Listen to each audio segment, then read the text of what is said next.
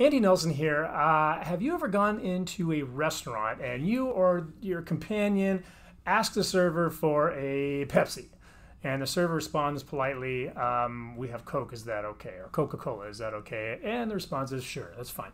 Right there is a great example of a brand owner, being Coca-Cola, ensuring that the folks beneath it that are reselling its products do not misuse its mark. Think about this. What if continuously people were asking for Pepsis and servers just gave them Coca-Cola? They had no idea. Sooner or later, you have a lot of Pepsi drinkers saying, yeah, this doesn't taste the same. I don't like Pepsi anymore if they don't like Coke for whatever reason.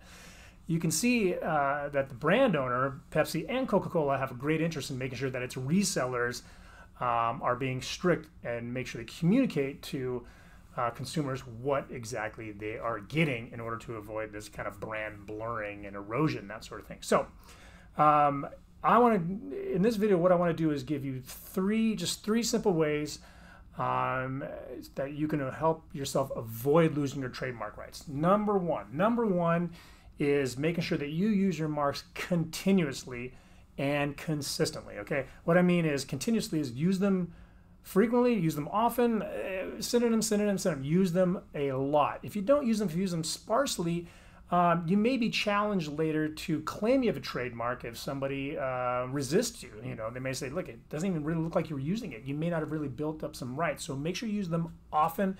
In any event, you're trying to create that association between your brand and your mark in the consumer's mind. So to do that, you gotta hammer it home.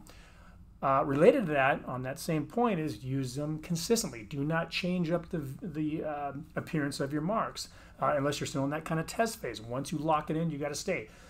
So don't start using apostrophe S's, you know, when you're really, like adding, say, Ray-Ban is the trademark for certain sunglasses. Don't call them Ray-Bans with an S. That's not consistent. Don't say Ray-Ban apostrophe S. That's not consistent. Or Z. All that is wrong. Make sure you're very consistent about how you use your marks and about how third parties use your marks as well. The Coca-Cola example I gave at the start of the video. Number two, if you have a state registered or federal registered trademark, what you want to do is make sure that you comply with any of the formalities that are required by either the state or the federal government. If you don't comply with some of those formalities, you can damage your rights. Related to that, on the same point too, is when it comes to registration of rights, if you have those, they're going to be renewals, which means you need to follow renewal deadlines. You got to make sure you're watching the calendar. Very simple to do, but very simple to screw up and miss, and you can damage your rights quite a bit. So that's point two: formalities and tracking the calendar. Third way is you got to monitor the marketplace and enforce your rights when appropriate. It's not enough to just establish trademark rights and then go sit in a lounge chair. You've got to make sure that others are not misusing your marks, like I mentioned a moment ago with the Coke example or the Pepsi example, whatever you want to call it.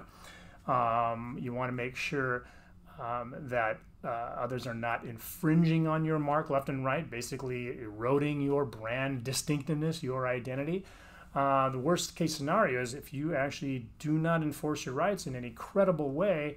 When it comes down to the time when you really need to do it, you could have a lot of evidence that kind of points against you. It doesn't look like you really cared in the past, so why do you care now? And from a court or jury perspective, potentially, why would they want to help you if you didn't seem so interested in protecting your own rights earlier? So that can be extremely damaging if you just sit on your hands. So want to make sure that you are monitoring the marketplace and enforcing when it's appropriate. You may not be able to do it all the time, and people can spend themselves in a bankruptcy trying to enforce all their intellectual property, and some things just aren't worth worrying about. But you want to make sure you have a regular program to monitor the marketplace to make sure that you can at least address infringements and other misuses as appropriate. Sometimes it's just a misuse by an authorized reseller, right? Like the example with the restaurants.